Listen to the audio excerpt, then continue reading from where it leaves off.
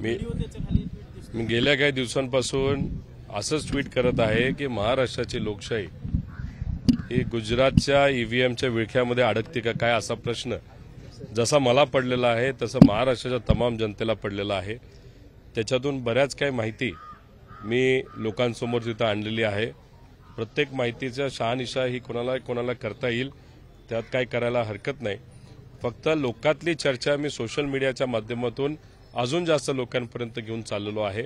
तुम्ही टपरीवर जावा, लग्नात जावा, सुखदुःखात कुठेही जावा, जिथे लोक आहेत आणि त्यांना फक्त विचारा की जो निकाल या महाराष्ट्रामध्ये लागलेला आहे तो स्वीकारण्यासारखा आहे का। लोकच तुम्हाला सांगतील काहीतरी गडबड आहे। आता आमचं फक्त मत एवढंच आहे, लोकशाही जिवंत ठेवायची असेल ती काय गडबड आहे याच्यावर शहानिशा कुठं ना कुठेतरी होण्याची जरूरत आहे आणि त्यासाठी इलेक्शन कमिशनने पुढाकार घ्यावा। दिल्लीत बैठक होती दादा, 3 ते 4 दिवस झाले आज निकाल लागून राज्याचा मुख्यमंत्री पदाचा चेहरा ठरत नाहीये। एकनाथ शिंदेंनी माघार घेतल्याचं सरकत जमा झालंय।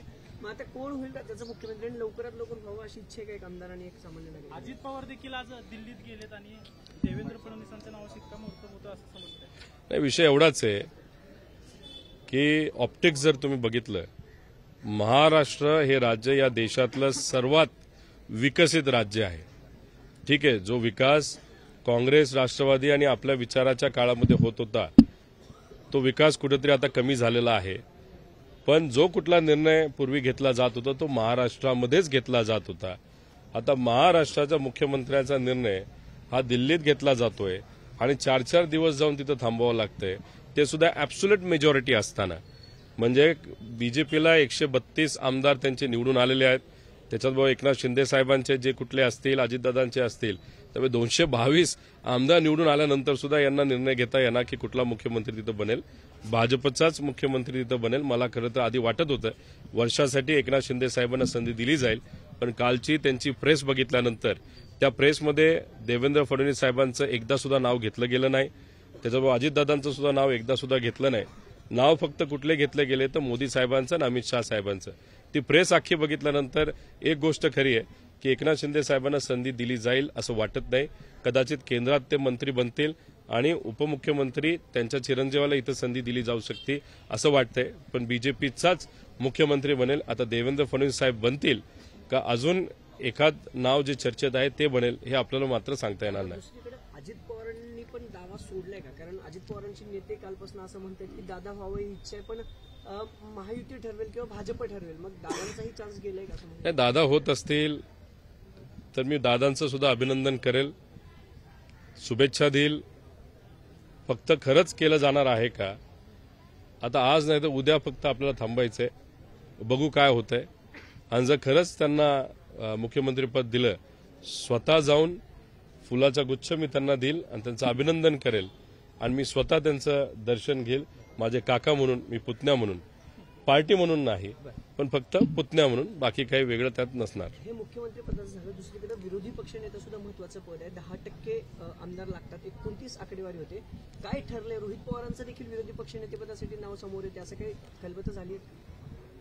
अजून बरेच नेते महाविकास आघाडीमध्ये आहेत जे वयाने आणि अनुभवाने माझ्यापेक्षा कितीतरी सिनियर आहेत।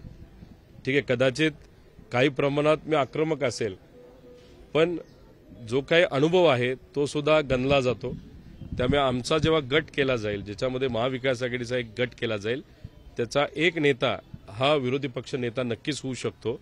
पूर्वी सुद्धा जेव्हा आदरणीय पवार साहेबांचे 43 आमदार हे निघून गेले होते त्यावेळेस इतर पक्षाला विश्वासात घेऊन पवार साहेब हे विरोधी पक्ष नेता झाले होते, तशी आता सुद्धा परिस्थिती होऊ शकते, पण मात्र ते कोण होणार हे बघावं लागेल। दादा, अवधूत वाघ म्हणून एक भाजपचे प्रवक्ते आहेत, त्यांनी ट्विट केलं की फडणवीसांना मुख्यमंत्री नाही केले तर हजारो कार्यकर्ते जाळून घेतील महाराष्ट्रात। असं कोणी करू नये, विनंती करतो की जर केंद्रातल्या नेत्यांनी वेगळा काही निर्णय घेतला, तुम्ही भाजपचे कार्यकर्ता असला तर या पवित्र भूमीचे म्हणजे महाराष्ट्रातले तुम्ही नागरिक आहात, त्यामुळे कुठल्याही पक्षाचं तुम्ही असलं तरी चुकून सुद्धा स्वतःवर रॉकेल नाहीतर तुम्ही पेट्रोल टाकून घेऊ नका। शेवटी महाराष्ट्र आहे, त्यामुळे पक्ष बाजूला ठेवा। उगाच ट्विट करायचं म्हणून कुठेही ट्विट करू नका आणि करायचं म्हणून काय चुकीचं करू नका। जर करण्याचा विचार तुमच्या मनामध्ये आला तर फक्त तुमच्या आईवडिलांचा विचार पहिल्यांदा करा, नेत्यांचा दुसऱ्यांदा करा. कारण का आईवडील हे अशी लोक आहेत ज्यांनी कष्ट करून तुम्हाला मोठं केलेलं आहे, तुम्हाला शिकवलेलं आहे. नेते कदाचित आज तुम्हाला लय भारी वाटत असतील, पण बरेच नेते फक्त आपला वापर करून घेतात. काही निर्णय घेण्यापूर्वी आईवडिलांचाच विचार तुम्ही करावा, कारण कदाचित भाजप एक वेगळा चेहरा मुख्यमंत्री पदाला पुढे आणू शकतं अशी संभावना नक्कीच आहे. देवेंद्र फडणवीस यांनाच विरोध आहे असं वाटतंय का तुम्हाला? देवेंद्र फडणवीस यांनाच महायुतीत विरोध होतोय नावाला, असं एक चित्र वाटतंय का? कारण 5 दिवस झाले, आज दिल्लीत बैठक होतीये, सातत्याने फक्त भाजप आग्रह आहे की देवेंद्र फडणवीस यांना मुख्यमंत्री. नाही, महायुतीमध्ये आता एकनाथ शिंदे साहेबांच्या पक्षाला वाटणार एकनाथ शिंदे साहेब मुख्यमंत्री झाले पाहिजे, दादांच्या पक्षाला असं वाटणार दादा मुख्यमंत्री झाले पाहिजे.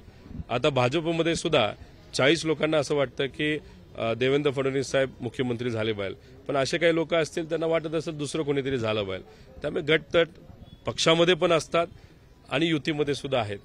त्यामुळे आता ते पुढं कोणाला करतात हे आपल्याला बघावं लागेल. पण आता ॲब्सोल्यूट मेजॉरिटी येऊन सुद्धा तुम्ही 4 दिवस वाया घालवले आहेत. महाराष्ट्र वाट बघत आहेत की जे जे काही आश्वासनं तुम्ही पुढे केलेली आहेत ती आश्वासनं पहिल्या दिवसापासून तुम्ही पूर्ण कराल.